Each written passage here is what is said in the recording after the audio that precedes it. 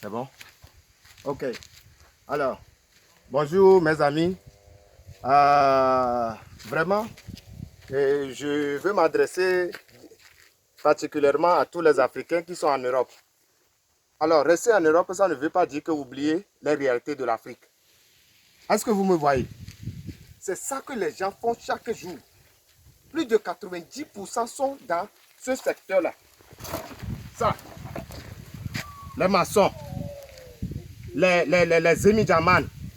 C'est-à-dire, quand on parle de Zemijaman, chez nous, c'est les gens qui roulent taxi moto avant de manger. Nos mamans, nos parents, tout le monde, c'est dans ce secteur. C'est chaque jour que tu dois sortir. Aller faire ça et revenir à la maison peut-être pour gagner 1000 francs pour nourrir ta famille.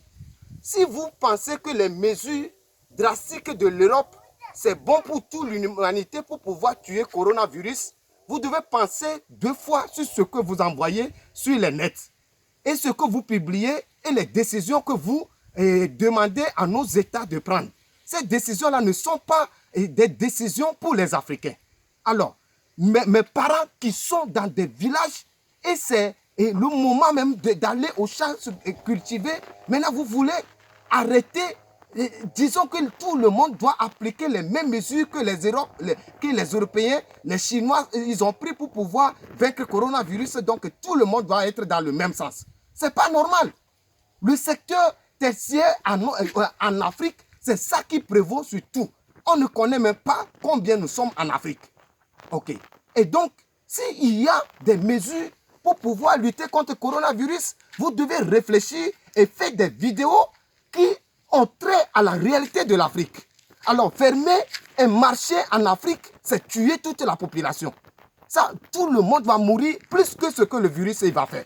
Alors, ça, je ne le dis pas parce que je veux que les gens participent ou bien sont des vecteurs de la maladie. Mais je publie cela pour que les mesures que les Africains doivent prendre doivent être étudiées chez eux et décider des choses concrètes pour les Africains. Alors, il est temps que nous réfléchissons et nous devons laisser tout ce qui est de l'Europe. Chaque fois, on copie, on vient coller sans réfléchir sur ce que nous sommes en train de faire.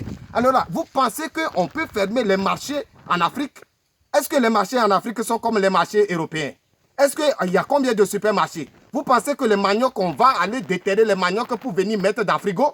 C'est ça que vous voulez dire? Et combien de personnes qui sont dans une pièce et qui cuisinent dehors parce qu'ils vivent dans les cours communes, vous voulez les fermer où? Alors, nous sommes où? Et chaque fois, on crie et on insulte nos gouvernements parce qu'ils ne prennent pas des mesures drastiques comme l'Europe. L'Afrique va mourir, tout le monde est dans ce sens et puis on insulte de gauche à droite sans réfléchir et sans dire quelque chose de concret. Hier, j'ai lu les ajournements que OMS avait fait, que non, AI ne tue pas la maladie, le soleil ne tue pas la maladie, la chaleur ne tue pas la maladie. On s'en fout. Et après, on fait quoi? Qu'est-ce que OMS, pour le moment, il dit comme message d'espoir pour la population à l'avenir? Alors, ce n'est pas chaque jour on nous tue psychologiquement et puis on va rester dans le sens là. Alors, nous devons comprendre qu'en Afrique, il faut étudier d'autres mesures.